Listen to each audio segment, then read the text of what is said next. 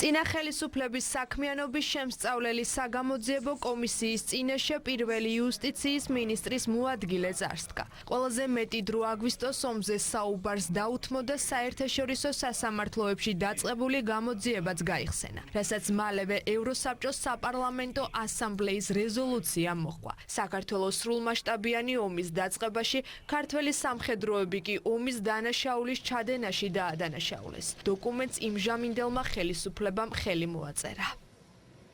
2008 წლის პირველი თვეებიდან მოყოლებული გარკვეულწილად ქართული მხარეც მაშინდელი ხელისუფლება აღიარებდა, რომ კი ორივე მხარემ გარკვეული დარღვევები ჩაიდინა, არათუ გარკვეული დარღვევები ომის დანაშაული ჩაიდინა და როდესაც ჩვენ გვიწევდა ამ საქმეზე მუშაობა, ამოცანა იყო ის, რომ ერთი მხრივ დაგვედგინა რუსეთის ფედერაციის პასუხისმგებლობა, მაგრამ მეორე მხრივ როგორღაც ჩვენი ჯარისკაცების ღირსება აგვედგინა. საბედნიეროდ მოხერხდა ისე, რომ როგორც სტრასბურგის სასამართლოში, ისე ჰააგის სასამართლოში, სისხლის სამართლის საერთაშორისო სასამართლოში ყველა დავა დასრულდა საქართველოს გამარჯვებით.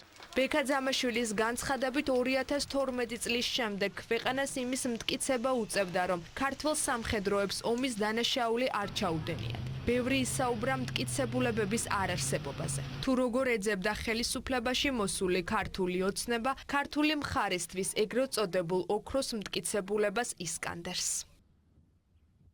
ეს იყო ოქროს მტკიცებულება, რომელსაც უნდა დაედასტურებინა, რომ საქართველოს მოსახლეობის წინააღმდეგ, მშვიდობიანი მოსახლეობის წინააღმდეგ იქნა გამოყენებული დამიზნებით, განზრახვით ეს კასეტური იარაღი და როდესაც ჩვენ საქმეში ჩავიხედეთ და ამ გარემოების დადასტურება გვჭირდებოდა საერთაშორისო სასამართლოების წინაშე, აღმოჩნდა, რომ მთავარი მტკიცებულება არათუ საქმეში არ იყო, არამედ საერთოდ საქართველოში არ იყო. წლები დაჭირდა საქართველოს მთავრობას, იუსტიციის სამინისტროს, რომ აი ამ ნარჩენებისთვის მიეკვლია, საქართველოში დაებრუნებინა. საერთაშორისო სასამართლოს დავების მტკიცებულებების გაქრობისა და ევროსაბჭოს რეზოლუციაზე ხელმოწერის გარდა, სხდომაზე კონკრეტული გვარებიც დასახელდა, რომელთაც ომის დაწყებაში ქართული მხარე დაადანაშაულეს. მათ შორისაა მაშინდელი თავდაცვის მინისტრის მოადგილე.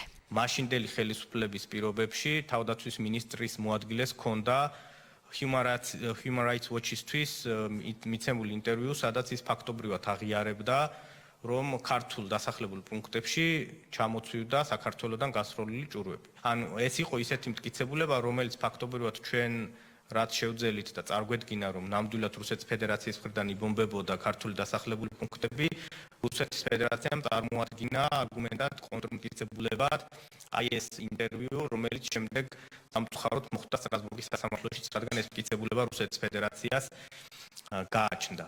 ქართულმა მხარემ სტრასბურგის ევროპის მართლმსაჯულებისა და ევროპის სისხლის სამართლის სასამართლოებში დავების მოგება 2012 წლის შემდეგ შეძლო. კომისიის წევრების კითხვები სწორედ აგვისტოს ომსა და შემდგომ პერიოდს შეეხებოდა. მტკიცებულებები არ არის ომი ტელეფონით აწარმოალა მის მავანმა 10 აგვისტოს ბრძანება დედანი არ არის უშიშ გაეროში უშიშროების საბჭოს არქივში გვჭირდება დოკუმენტების ძიება ქართულ ხალხს. იყო თუ არა სამუშაო დღეები, როდესაც თქვენ გეჩვენებოდათ, რომ საერთოდ გადაულახავია. ყველაზე ესეთი დიდი სირთულე ჩემი გადმოსახედიდან იყო ის, რომ ერთი მხრივ მოგეგო იმ ნაწილში, რაშიც ჩვენ რუსეთს ედავებოდი და მოგეგო დიდწილად და ყველა დარღვა დაგედგინა, მაგრამ მეორე მხრივ არ წაგეგო არც ერთი საქმე. იმიტომ რომ ერთი წაგება უკვე ნიშნავდა, რომ მაგალითად სიპოლსის საქმის წაგება ნიშნავდა იმას, რომ საქართველოს გრადებით ცხინვალი დაბომბა და ეს შეიძლება საკმარისი ყოფილიყო უკვე რუსული ნარატივის გასამტკიცებლად, რომ ნამდვილად გენოციდის მცდელობები იყო საქართველოს მხრიდან. ანუ საი ამტკიცებდა, რომ ქართველები გენოციდს უწყობდნენ საკუთარ მოსახლეობას? საჩურის მთელი არსი იყო ის, რომ მათი ბრალდება იყო, რომ საქართველოსთან გასროლილი ჭურვით, ამ გრადით მოხდა მოსახლეობის გარდაცვალება. ICJ-ში როცა დავაწაგო საქართველოს 2011 წელს, ვინ წარმოადგენდა საქართველოს სახელმწიფოს? ქართულ მხარეს მაშინაც საერთაშორისო სასამართლოებში წარმოადგენდა იუსტიციის სამინისტრო, მინისტრის მოადგილე, რომელიც კურატორობდა იყო ქალბატონი თინა ბურჯალიანი, მინისტრი იმ პერიოდში არ მინდა შეცდომა შევიდე 2008 წელი იყო. თუ არ ვცდები, ან ნიკა გვარამია იყო, ანა დეიშვილი. იუსტიციის სამინისტროს წარმომადგენელმა ისაუბრა სტრასბურგის სასამართლოში საქართველოდან წასულ იმ საქმეებზეც, რომელიც ყოფილი ხელისუფლების მმართველობის დროს არის ჩადენილი. როგორც ცნობილია, ევროპულმა სასამართლომ ამ საქმეებზე სიცოცხლის უფლების დარღვევა დაადგინა და თქვა, რომ წამება სისტემური და სისტემატიური იყო.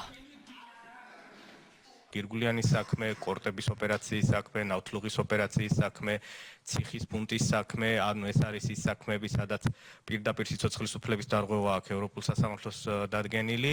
ასევე წამების მიმართულებით, ასე ვთქვათ, საილუსტრაციო, სამაგალითო საქმე იყო, რადგან მთელი სისტემა შეაფასა ოჩიგავას საქმეში. ოჩიგავას შემთხვევა იყო გამორჩეული, რადგან ადამიანი შევიდა ჯანმრთელი და აი ამ სისტემური წამების შედეგად ის ფაქტობრივად შეზღუდული შესაძლებლობის მქონე პირი გამოვიდა.